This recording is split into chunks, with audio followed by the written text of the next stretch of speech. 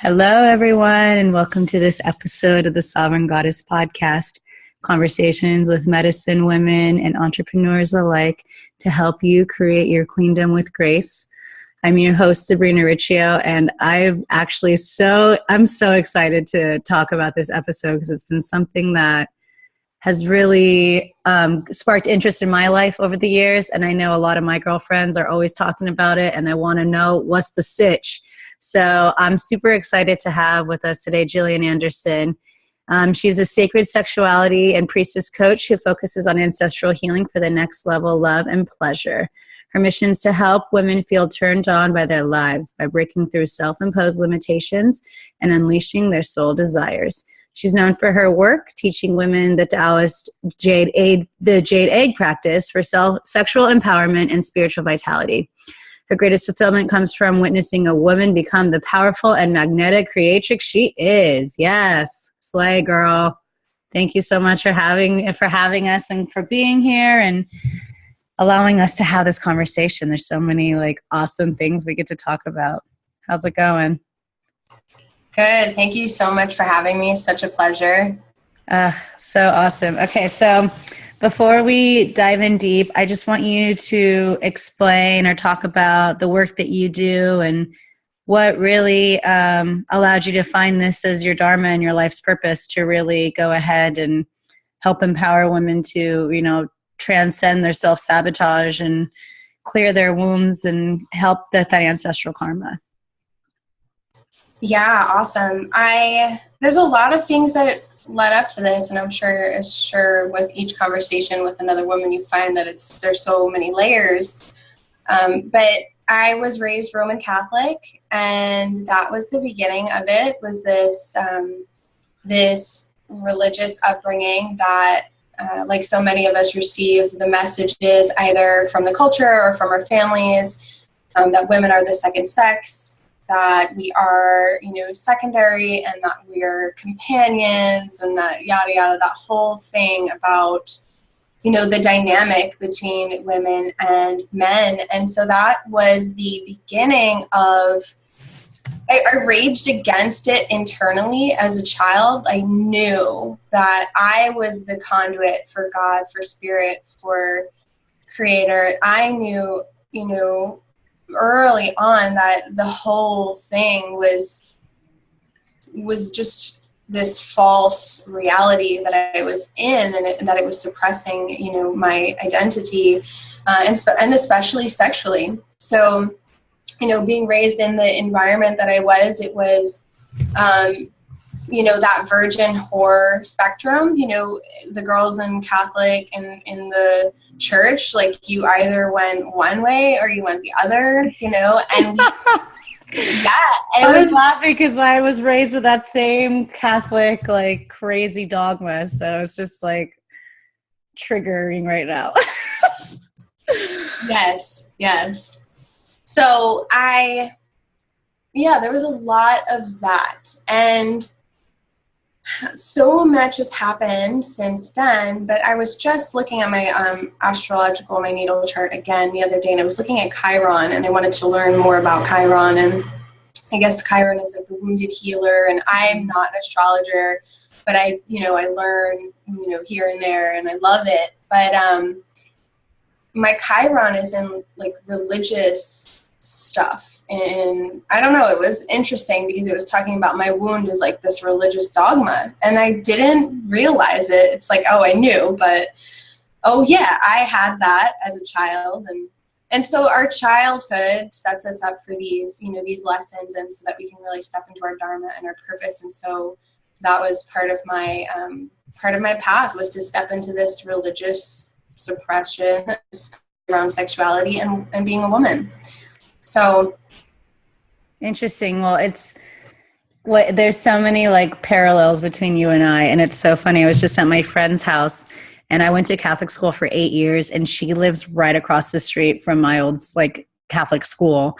And so I was just doing work over there, taking photos for a new product launch that I'm doing, and it was just, and now having this conversation after being in that energy for the past 3 hours, it's such a trip to me. And I think you know, it's so interesting what you're talking about. It's like, you know, having that Chiron and dealing with your religious things, and then you're also doing a lot of womb clearing. So I mean, there's a lot of that stuff that's stuck between that sacral chakra. It's a lot of that developmental, those ages.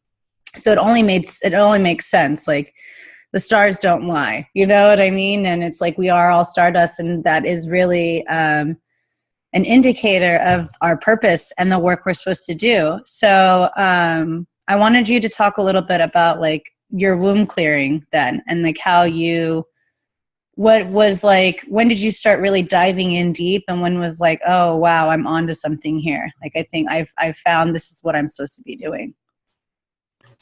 So funny. When I was like 2 or 3 years old, I was at my aunt's wedding, and I ran from the pew and ran onto the altar and sat in the priest's chair. Like I was like, Priestess. This is my chair. Yes, Priestess. And my aunt, she tells me this story every year. And so I have this story that I've just been hearing, you know, I don't necessarily remember it, but yeah, so it's been a journey. And I would say I started to clear my womb when I was like 17, 18, and I didn't really know what I was doing, but I got off hormonal birth control, and that's the first step for, you know, so many women, is to get off the stuff that separates you from your natural menstrual cycle and your natural rhythms, and really tune back into, you know, your body as the way Gaia intended. And so I started clearing my womb then, and that was really an important step for me, and it was huge because my mother had really erratic cycles, and she was like volcanic, and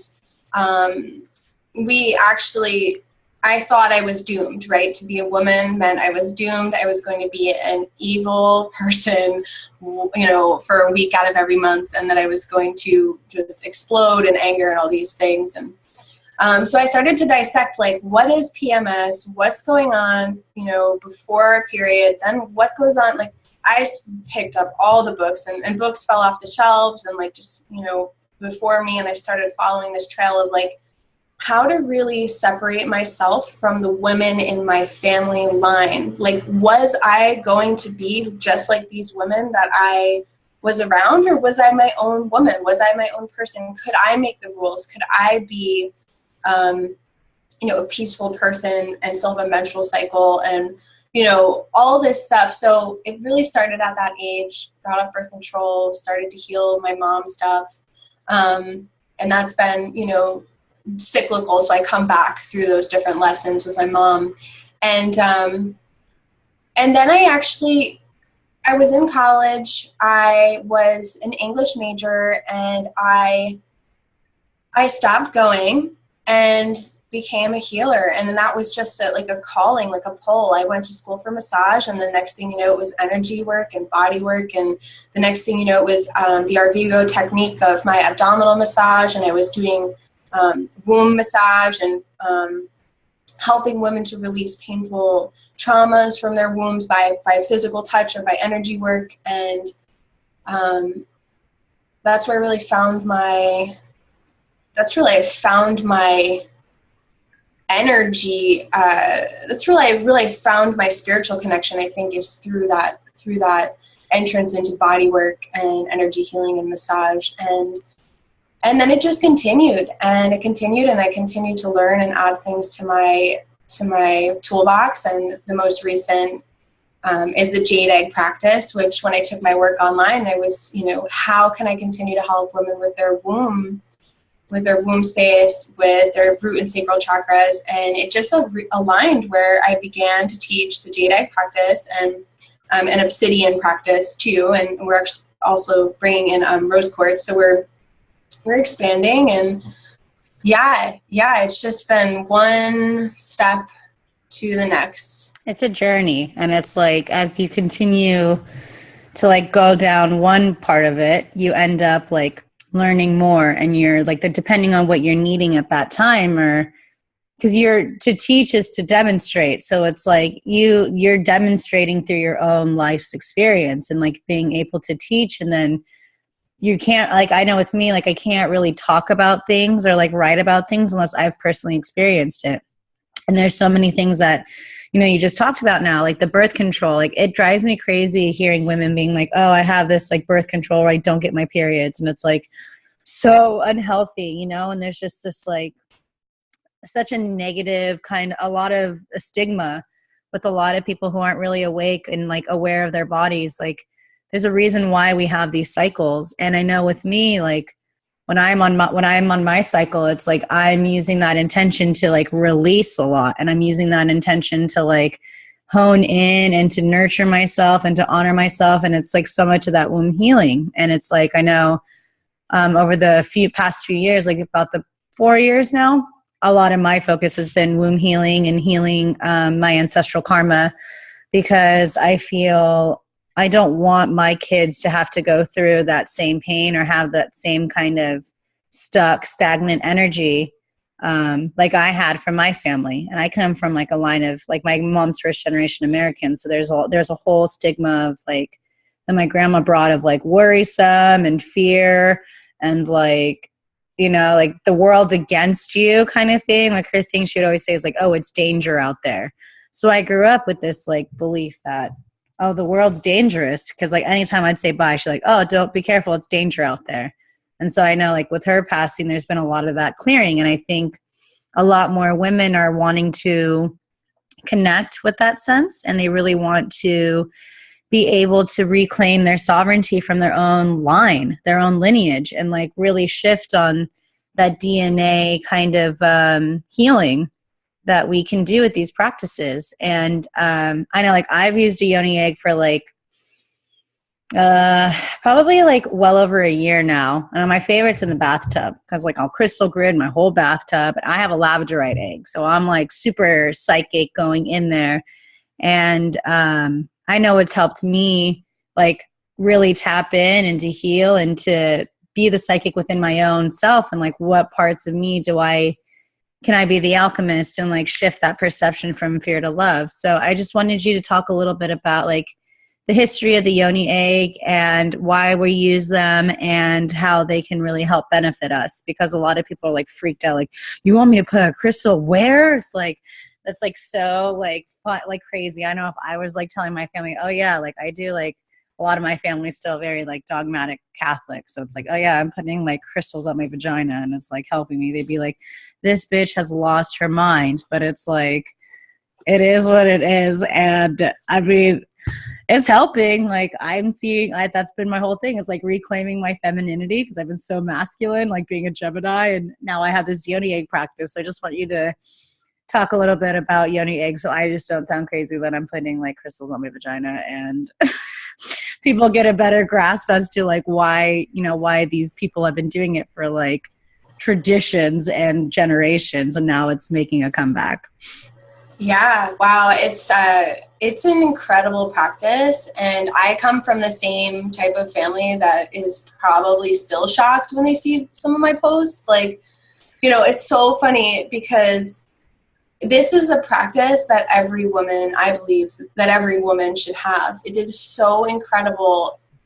You don't know what you don't know, right? And so if you haven't interacted with your yoni, your vulva, through the Jade Egg practice and in many other ways, it's like a wellspring of creative energy and healing energy and knowing, intuition and knowing. And so the Jade Egg practice has been around for centuries, a long, long time. And the women of the Far East would use the jade egg to connect to their sexual energy, but to transmute their sexual energy into spiritual energy. And so the women were said to, you know, and the women that were using the jade egg were actually royal women. So it was within the royal families. And the women were said to rule from behind closed doors. Yes. And so, yeah. And so it's like that window into like the power of woman, but woman wasn't up front yet. Like women were like the oracles behind the scenes, and you know there was a lot they were like inferior, like the inferior gender, like you were talking about earlier. Yeah.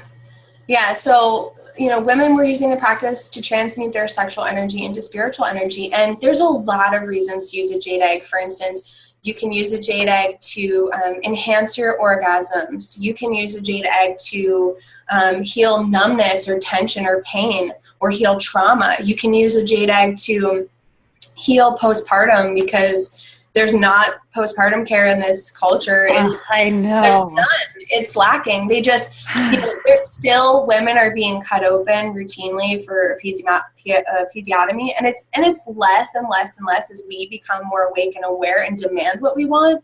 But women aren't really, they're just, sent off with the baby, and they're not really given tools to correct or to heal their pelvic floor.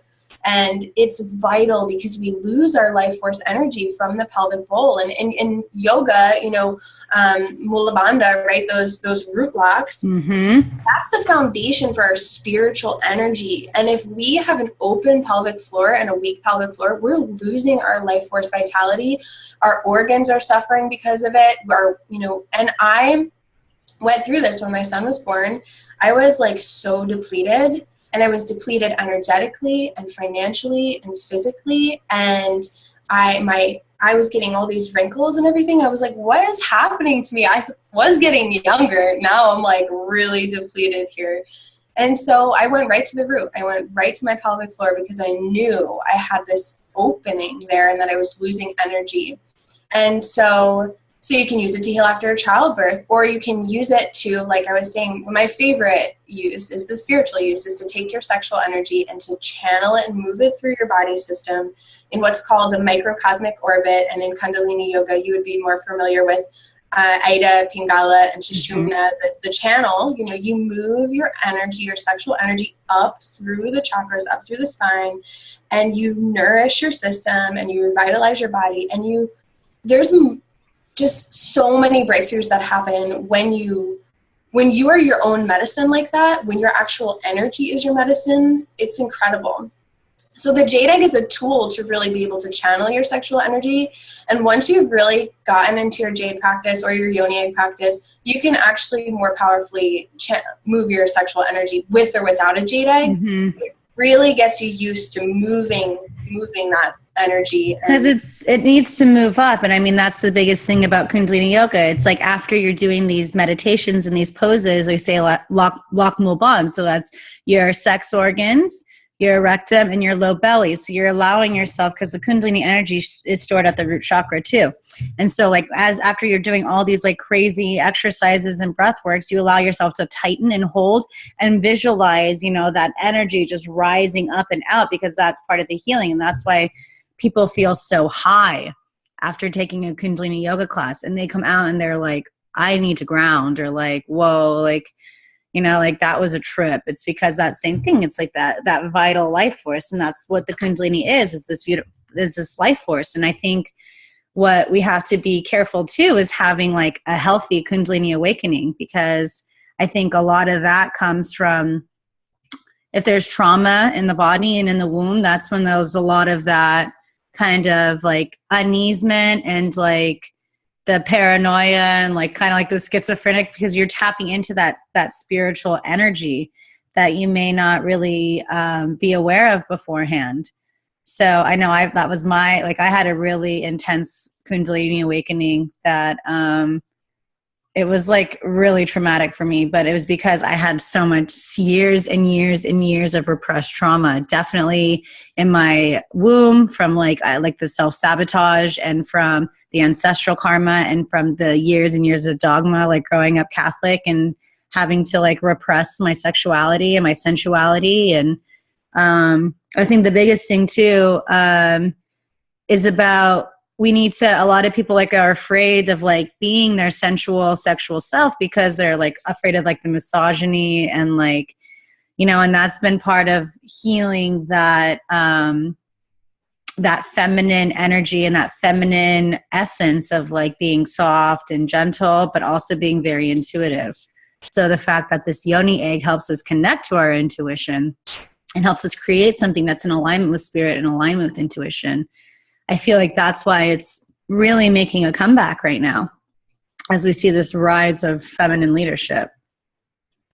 Yeah, it absolutely is. I mean, our wombs talk, our yonis talk, our bodies talk to us. Every single part of our body is speaking, and it's a matter of really listening. You know, you can feel immediately, for instance, if you're like, say you're making a financial decision, or you want to set down a healthy boundary or something, you can feel immediately there's activity in your, you know, your womb space or your pelvic bowl, and you'll either feel like, and this is if you are tapped in. If you're numbed out and you haven't really opened that area, you won't feel as much, but you can feel an immediate yes or no in that area, or like, I need a boundary here, or, you know, it's a really amazing what happens when we shift into really viewing our body as like body mind, you know, it's helping guide us through this time and space. And I think that's why we're witnessing more people like having a stronger relationship with their body, like with their food that they're eating, or with their actions that they're doing, the clearing that they're doing, because people are really recognizing.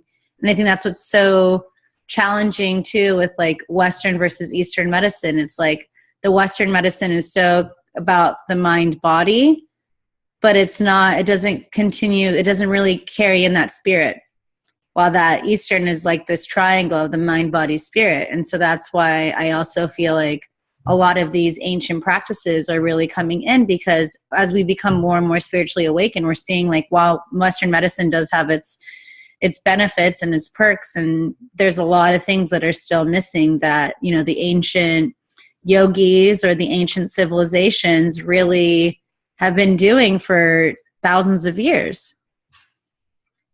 Yeah, yes. And also, just to top onto that, it's like, I'm also finding that even in the yogic, in a lot of the yogic texts, there's still the male voice and it's louder, you know, it's still like, for instance, there's a book I want to reference. It's the Magdalene Manuscript. The best. Right. And it's like, it's talking from the perspective of a woman who's talking, right, Mary Magdalene, her sexual energy as a path to strengthen her ka body and to actually strengthen Jesus's ka body and strengthen the ascension process, right? And so where do we hear in our culture anyone ever talking about sexual energy and like ascension and spirituality, right? Like yes. I want that conversation to be everywhere, like orgasm as a portal to the divine, you know? Mm-hmm. Well, it's interesting too, because I was reading this thing about like America, like when we break down America, and like the last part of it is ka.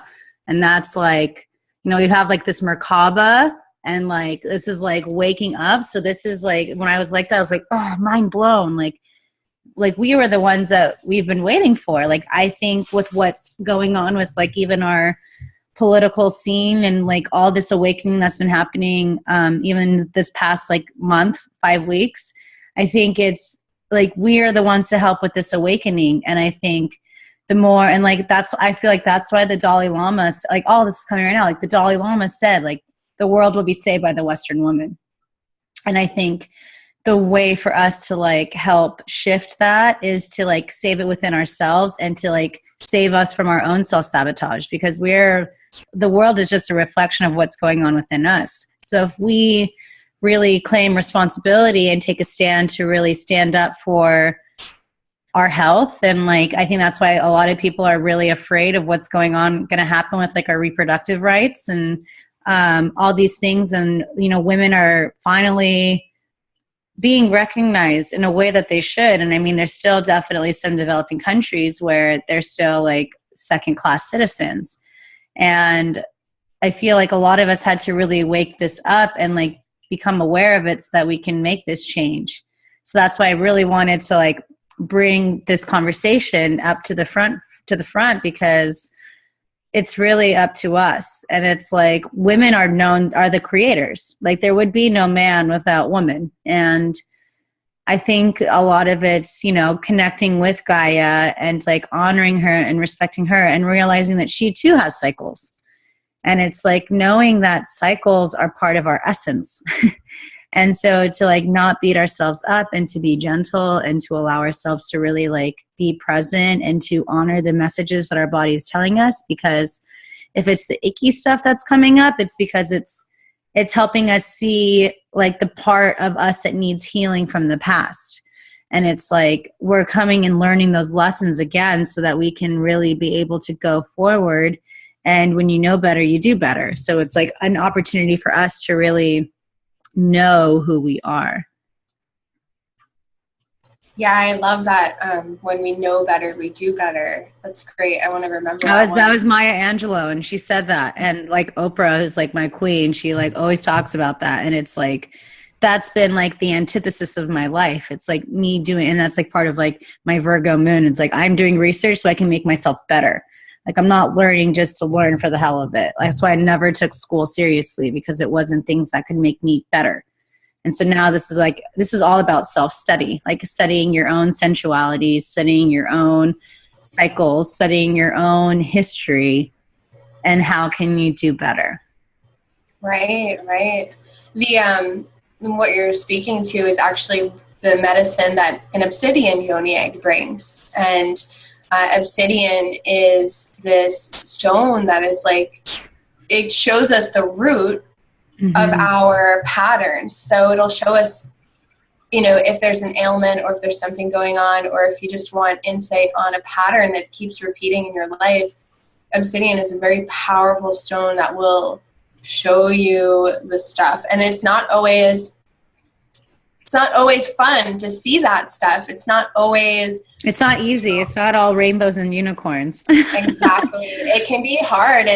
But if you have the right perspective, if you're like, okay, this stuff is coming up, because I have the opportunity to, change this pattern, to eradicate this, to make a different choice, right? You can't make a different choice until the pattern is illuminated. And that's the medicine that obsidian brings. And that's why with a lot of women, we'll do obsidian, with my one-on-one clients, we'll do obsidian before we even get into the jade practice. Speaking to what you were speaking to earlier, because as kundalini is rising, as the spirit, sexual energy is moving more freely, it will give power to the negative emotions or the karmic knots that haven't been eradicated or opened up yet.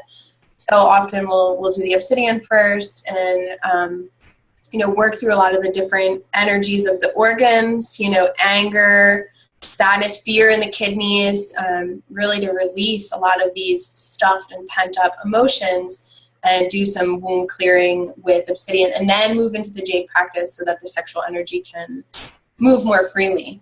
Yeah. So, and I think that's the biggest thing too. It's like understanding these organs in a more of a holistic space. And that's where like when I reached out to you, I remember it was because you're talking about like, oh, I did this gallbladder flush and I released like 100 plus gallstones. And I was like, she gets it. Cause like I was in the hospital in May for gallstones, and it was because I got this, like, it was bound to happen. And I was having thyroid issues for the past 3 years, and the thyroid is highly connected to our gallbladders. But with me, it's been a lot of like the gallbladder stores a lot of our toxic beliefs and our toxic emotions. And, it prevents us from being able to detox and absorbing the nutrients that we eat. And so like, I remember I wasn't feeling well for like, it's about this time I was like starting to feel like shit. And I was like, oh, something's off. Like there's definitely something's not right. And it's not okay. And so then like, I remember I was like going through this experience where like, I had this like karmic release that happened I've been praying and praying to be released. And it was like I feel like it was a past life kind of situation that, was haunting me for a long time. And that's where it's like the stem of my paranoia, my PTSD. And then I finally got cut off and released from that. But then 3 days later, I had this like massive gas pain that started in my back. And it wrapped all the way around. And I was in Encinitas in San Diego at one of my girlfriend's house. And I remember I was like, dude, I like feel like I have like to like fart or something. It was just like this gas pain. and I couldn't even get out of the car, and I like rushed myself to the ER, and they said I have lots of gallstones, and I was like I passed 200 gallstones. And it's like, I know like with it's like kind of perfect that we're having this conversation, because the best times to really do these flushes are during the equinoxes and the solstices. And right now we're about to go into winter solstice. And so it's really the opportunity for us to recognize that there's that balance between the sun and the moon with the amount of light and the energy. So I just wanted you to talk about your gallbladder release story and how you've allowed yourself to really connect and be better and recognize the patterns and the habits that needed to be released and transmuted. Yeah, so powerful. So in 2010 or so, I had this spiritual awakening. I had my spiritual awakening, let's just say, and I started to send the most difficult relationship in my life, love and light, right? My mom always had a tough time with her, and I always carried a lot of stuff, resentment, anger, bitterness, didn't really want to even have that relationship with her. And went through many phases of it, but I started to like be in my meditations and be like, all right, I see your inner child. You're just a wounded child. I see you, that you've carried this stuff. I see your pain. So I was sending her love and light, but it was a spiritual bypass for me. It was me avoiding feeling all the emotions that were still stuffed and buried, even though I had made that like mental shift of like, I need to love this woman now. I need to love her and like open this channel up and change this. I still didn't go down into my body and feel all the stuff. And so time went on, and it was about last year, about this time, I went into kind of this like existential pain in relationship to my mom. I grieved the mom that I wanted, which was like the mom that would pack my lunches and like congratulate me on my A's and like, wasn't critical of every single mistake and every, she was held to these like perfectionist standards as a child, and that came through to me. And so there was this like vow to be perfect, right? Like I've got to be perfect in order to be loved. And so there's a lot of that involved. And I had last year a really healthy boundary with her where I felt like, I came to a really good place, was like, I'm feeling more free in this relationship than ever before, and I see you and I love you and I celebrate you. But I still had this resentment deep in there. And what happened was I had a gallbladder attack in September after a conference, after a Hay House conference. And I think some like tapping kind of like opened this whole thing up. But I had a gallbladder attack, and I in the middle of it, I guess at the end of it, I stood up and was like, what is this? I demand to know, what is this and what do I need to do to move forward? Because as you know, it's like crippling pain. It's the worst pain. It's so bad. Crippling pain. Yeah. So I have had a baby, and I would prefer to be in birth than to do the gallbladder again. And birth was actually I enjoyed birth, so it's kind of hard to compare that. But anyway, the pain was bad. So I got the message from my higher self, from spirit, okay, this is a gallbladder attack. You need to let go and forgive your mom. You need to let go of this residual stuff. Let it go. And I was so grateful, because I was like, at least I know what to do now, because I actually had 2 previously, but thought they were anxiety attacks, didn't really know what they were, thought they were my diaphragm, thought something was different after the birth. And so I went to work and was like, I need to heal my gallbladder. And I just kind of entered the portal of the physical healing, and knew that healing my physical body will really like release all this stuff and kind of bring up the emotions as I go through the physical process. So I'll reference the book so that everyone knows. It's called The Amazing Gallbladder and Liver Flush by, what's his name? His name is Andreas Mortiz. Okay, and it's an incredible book. Yes.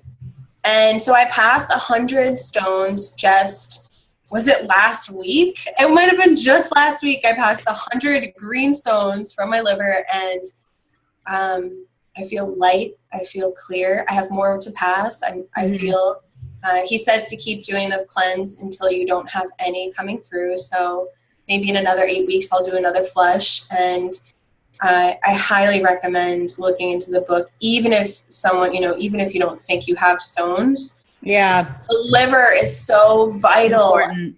Yeah. It drives me crazy. Like, I remember when I was like going through it and, drinking my juice and like all that whole experience, and people would just be like, because I was juicing about 6 apples, like 6 Granny Smith apples a day. And then I also included beets, and I included ginger and turmeric to like really just give me this like beautiful, like 32-ounce thing of juice for me to drink. Cause I really wanted to like detoxify with the beets and with that ginger too. And that was like I was like all in it.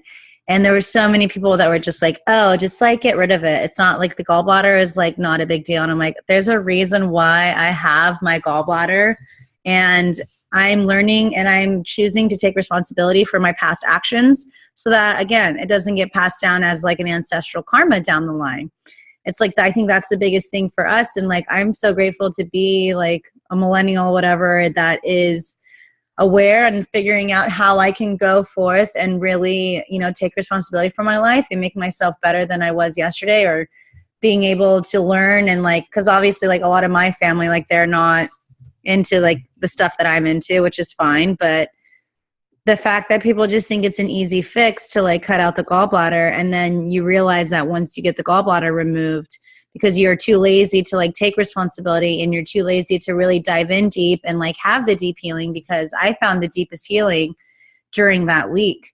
Like I learned so much about myself because I was so invested in it, and I really saw like the things clearing in my own life. And then you have thyroid issues if you take it out too, and that is like really preventing you from speaking your truth. And just to be able to like to cut yourself open and just remove something, unless it's like needed, like if it's like rotting, but just because you have so many gallstones, when you're able to pass them. I mean, I had like 5 that were the size of a quarter, and like the first ones were black because they were stuck in there for a long time, and so they definitely varied.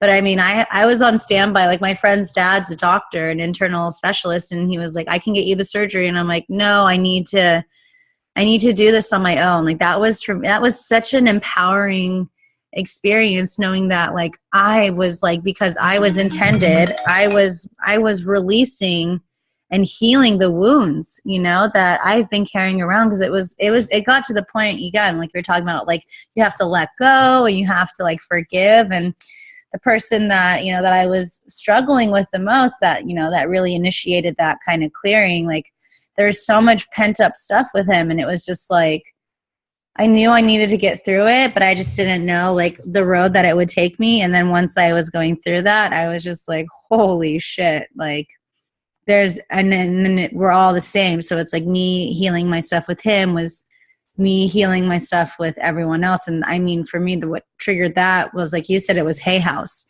And like that whole kind of experience with me, it was, I went to John of God the year before. And like the thing that I asked John of God to like help me clear, it's like to help me heal my relationships.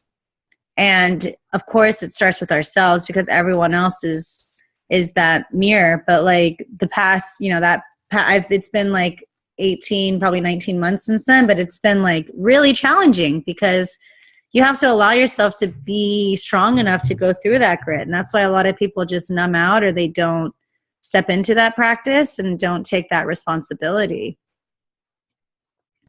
Yeah, it is. The first, I would just want to say it's amazing that you were faced with the surgery and you were at that point, and then you were like, absolutely not, I'm going to try it my way. And it's like, our energy field, first there's something in our energy body, then it's physical. And so that awareness that you just shared is so powerful, because if we're not, healing it at the root of the energy body, then it's going to manifest somewhere else, and it's going to cause other, misalignments. And such a it's dis-ease, right? So like it's because you're not at ease. And so it's like, what are the areas in your life that you can bring more ease and bring more grace? And I think that's like so associated with that. It's like being in that flow of understanding and recognizing that everyone's on their own journey and honoring the inner child. And it's like, I love you. Like, you do you figure out your thing, but like, I need to do me and like heal this so that I can be fully here for you. Yeah. Yeah. So powerful. And the relationship work, like you were saying, you know, it's a mirror. So you knew that this is really about my relationship to myself. And you know what I like? I keep this quote close to mind. It's Bethany Webster. She said, forgiveness is a byproduct of your own transformation. And so, so beautiful. Yes, yeah, I love that. It's like really important because I feel like we can't just grant forgiveness all the time. Like, there's these emotions that have to be released and worked through. We can't just we have to honor the experience, and we have to like allow it. Because that's the thing that people do. It's like, I know I was like, oh, I forgive you, but did I really forgive them? Like, it's like the actions speak that louder than the words, and you have to really allow yourself to feel that release of the chains. Yes. And then as you transform, all of a sudden forgiveness is this incredible lightness of being that you give to yourself. And and it's like, as children, we're taught like, oh, say you're sorry, forgive them. You know, it's something that, you know, with these deep hurts and these old wounds, it definitely comes from working through, you know, all these past emotions and giving them space and giving them voices and letting them move through. Mm-hmm. And then we're in the lightness, you know, because that's honoring them. And so it's like, that's part of that same thing where it's like the lesson's going to keep coming until you allow yourself to, you know, be fully in it. And then the lessons will come until like you've learned it. And you can't learn it if you just like put the Band-Aid of I'm sorry or like I forgive you, and you don't genuinely feel that within yourself. And that's what they say, like, you need to forgive others for your own. It's not about them, it's about you, because you're carrying around that toxic energy. And that's gallbladder. That was that. And it's like, people don't realize with the gallbladder too, it's like the most vital organ we actually have alongside, other than the heart and the brain, but like the gallbladder is everything. Because if you're not able to digest the nutrients that you're eating and it's all blocked, then you're not really living that healthy, aligned, kind of clear and like motivated and kind of life. You know what I mean? It's just kind of a murky life because you have that murkiness inside of you. Yeah. I'm curious, did you have any like business breakthroughs right after your gallbladder was flushed? Oh my God. Yeah. I mean, it was honestly like I did my first flush in May. It was like May. I was in the hospital on May 3rd. And then, so I started doing that flush like that, I think like on the 5th. And then, so that was like a week long. And then that's when I was like, okay, like I know that I needed to reclaim my life, you know? And then like, I'm like my friend, and then when I was working with Rachel Webb, it was like, she helped me be able to, like show my face again. Cause I needed to forgive myself from my past. And that was stopping me from my business, was that like, I had so much shame for my past. And like, I know with me, like, that's why I've been so open about like my like journey and like my uses of like psychedelics and things like that, because it's something I'm really passionate about because I saw how it healed me, but I was so ashamed of it. And that's why I've allowed myself to be more vocal and stuff.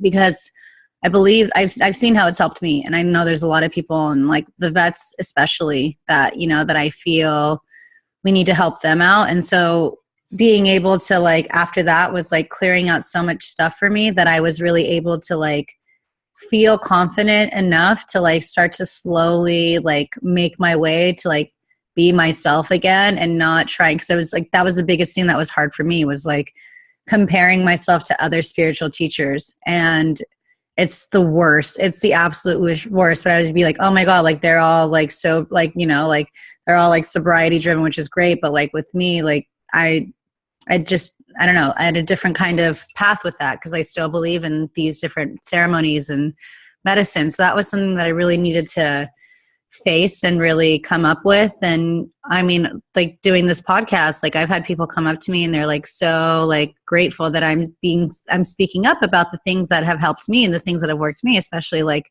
with my uses of like these plant medicines, because it's letting them know that like we can release the stigma. And I feel like that's the biggest thing that I really want to help in, like stigma on all these different levels. Like you're helping this like stigma of, you know, like this womb healing and like the stigma of femininity. And I think that's been the biggest thing that it's been helping, like the gallbladder has helped me do, is heal stigma and heal that dogma and heal all of that yucky stuff that makes us, that holds us back and doesn't allow us to like be who we are.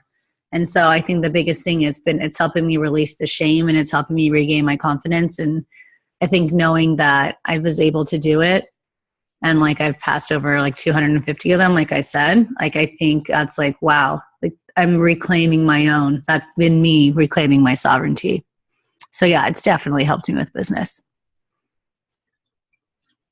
Beautiful. I love that. I asked because I found out that the gallbladder is connected to making decisions, choosing, Yeah. and then the liver is related to executing those decisions. And so I feel like I'm also making some important decisions in my business and my life that I was kind of sitting on while I was in that stagnant energy of like the trapped gallbladder, trapped liver. The victim. It's like that's like, it's such a victim kind of feeling, like when you're carrying those things. So yeah, I mean, it's amazing when you actually understand like what each organ does and like the energy behind it. That's why like I love Louise Hay and like Heal Yourself, you know, and like being aware of that. And I think that's also like having that awareness is like going out there and being able to like be like, okay, like this is it. Like now I know what I've been doing and changing, because you don't know, like your body's telling you the things that you need to change in your life and it goes directly towards what's going on. But now it's really, and it's, I've actually gotten clear that like I can see, like I'm so sensitive now that I can like see the people in front of me and be like, oh, like this is what's going on with them, you know, and their body is communicating to me through my, like to my body. And I'm like, oh yeah, like this is what you need to work on. And they're like, how do you know that? And it's just because here's the self-study, and it's like being able to tap into that and allowing myself to be aware of that. So I want to, before we end, there are a few like fire questions I want to ask you.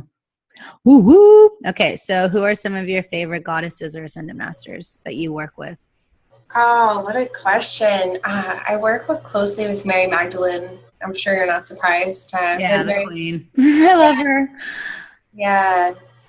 Perfect. Mary Magdalene and Kuan Yin. Compassion.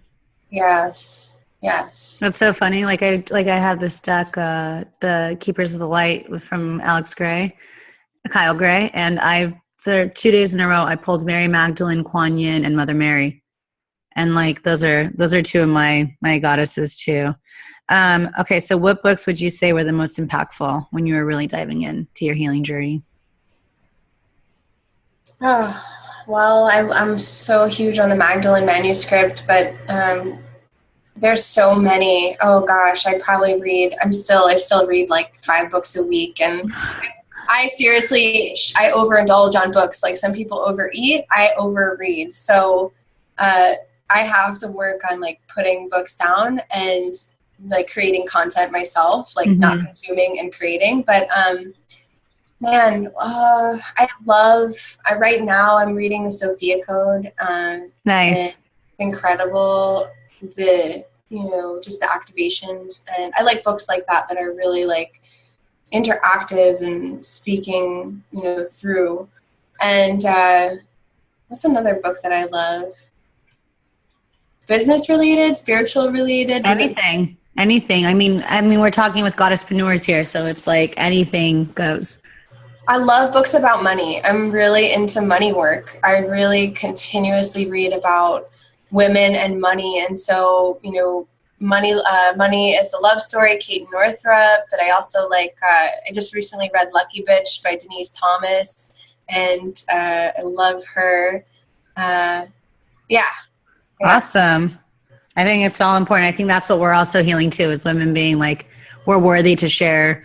We're worthy enough to share our work, and that's like helping us increase our own like self-worth. And I think that's what a lot of this is doing, even with the work you're doing, like that self-sabotage. So it makes sense. What does being a goddess mean to you?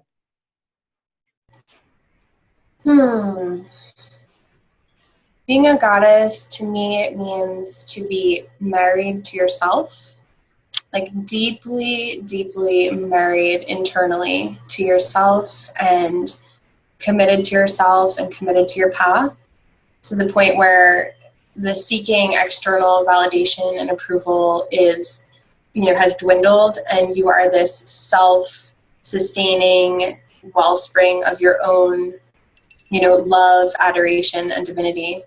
Beautiful. I love that. Yeah, it's like, that's definitely the paradigm shift. It's like, stop trying to find that approval outside and find it within you. Okay, so where do you see feminine leadership heading? I'm the igniter in my group over here, so I'm like very short-sighted. My husband is like the Aquarian, he's like, he sees years. So I always stretch to see far ahead. I see women just, rising and speaking and becoming more wealthy, like playing this, game, I'll call it a game, on a higher level. We have to really get into the game if we want to make a change, which means we need to get right with money. We need to step into our power. We need to stop being afraid of being called a bitch, called a witch, not liked, like criticized, like forget it. It doesn't matter. You have to get big and take up space, because if you don't, X amount of people aren't going to wake up or feel you or feel your power or be moved, or the planet is going to continuously be dealing with this like fracking and rape and, all of this stuff. We really need to get into the game and re-sacralize material reality, right? Like all of what goes on here is we're meant to be in this, Absolutely. Yeah, bitch is my favorite word. So I love bitch, and like it's my favorite. I love bitch. I have no shame of calling, hey bitch. Okay, so I want to end it with, what is your spirit animal? Oh, my spirit animal is very much so the red-tailed hawk. Beautiful. Yeah. What about it? Well, I always am visited by the red-tailed hawk, and it always connects me to my higher self, or to the bigger picture, when I'm kind of like in the details and I'm, down in just trying to figure something out or whatever the case. I'm always lifted to like, there's a higher plan, and I kind of can see my life from the hawk's perspective, okay, it's all happening. This is the way, and surrender and trust, and it's aligning. Being the observer. Yeah, being the observer. Absolutely. And okay, my last question. Where can we find you? Where can we find out more about yoni eggs? Where can we find out all the juicy magic you offer?